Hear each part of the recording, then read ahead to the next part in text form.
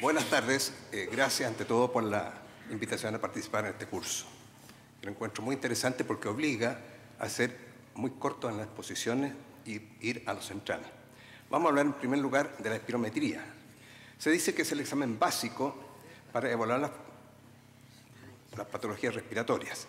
¿Cuáles patologías respiratorias? Aquellas que no son agudas e infecciosas. Por ejemplo, no vamos a pedir una espirometría a un paciente que tiene una bronquitis aguda.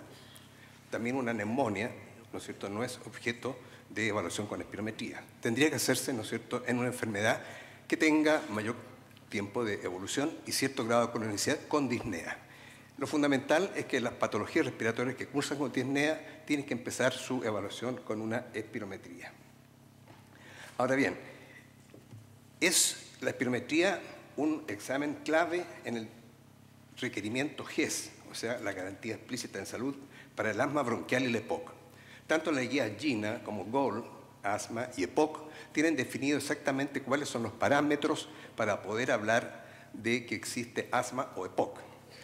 En el asma básicamente se define desde el punto de vista funcional como una obstrucción bronquial reversible con el tratamiento o espontáneamente, a diferencia de la EPOC que se dice que no es reversible, sabiendo ya de que hay fenotipos que se intercalan muchas veces estas situaciones.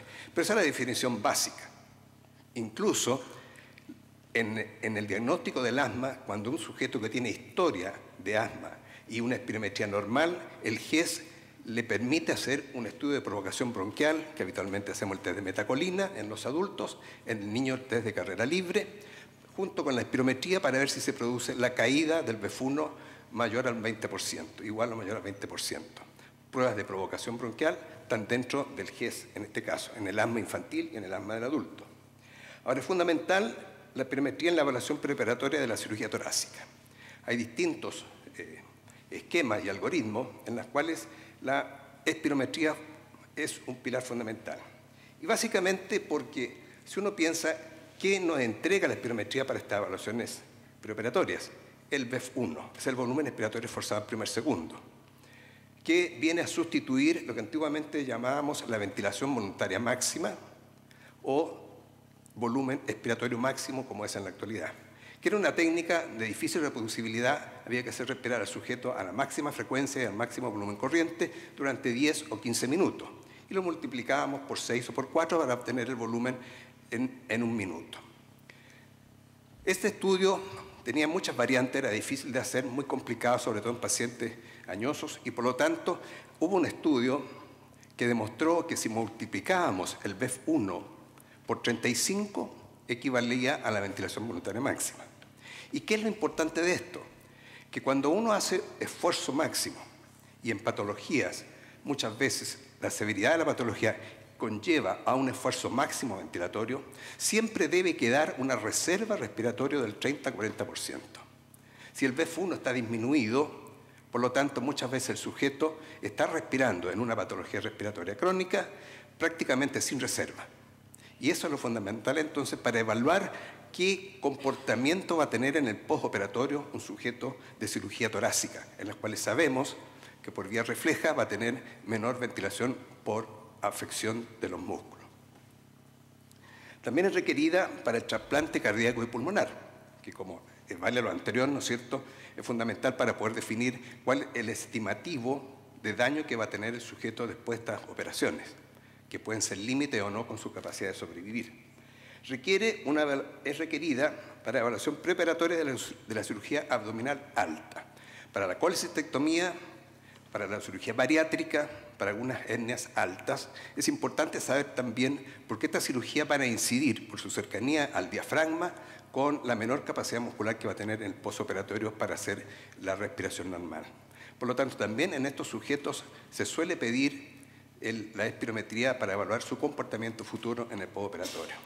Más todavía si este paciente tuviera alguna patología respiratoria previa, sea asmático, EPOC, más si es un fumador, ¿no es cierto? Más todavía si el paciente tiene obesidad y apnea obstructiva del sueño. Doctor, queda un minuto. Es requerida también para el trasplante de médula ósea. Y esto se acompaña también con lo que podemos decir en respecto a la capacidad de difusión del monóxido de carbono. Esta técnica es un requerimiento GES también para el EPOC. que está definido que tiene, por el enfisema, una caída muy severa de la capacidad de difusión del monóxido de carbono. Es fundamental, junto con el BEF1, para la evaluación preoperatoria de la cirugía torácica. Es requerida para el trasplante pulmonar y cardíaco, requerida en la evaluación de la hipertensión pulmonar. Es decir, estas situaciones obligan, además de la espirometría, a hacer un examen de difusión, cosa que en los últimos 20 años ha tenido toda la evidencia científica de medicina basada en evidencia para demostrar que los resultados van a depender de los niveles que tiene el paciente de este examen. Es requerida para el trasplante médula ósea.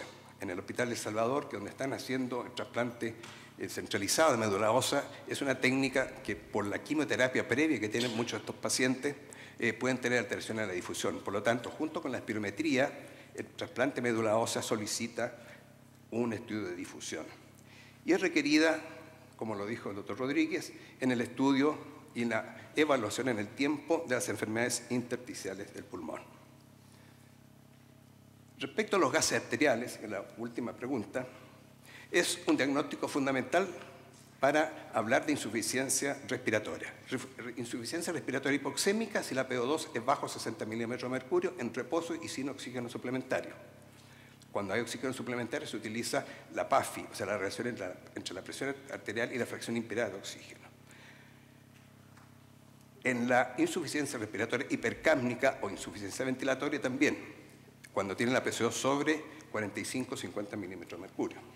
Es requerida para el monitoreo de la ventilación mecánica, sobre todo en la etapa que se van a acercar al destete de la ventilación mecánica. Es fundamental saber si el paciente logra mantener, en la medida que vamos reduciendo el aporte ventilatorio, es capaz de mantener una PCO2 dentro de rangos normales.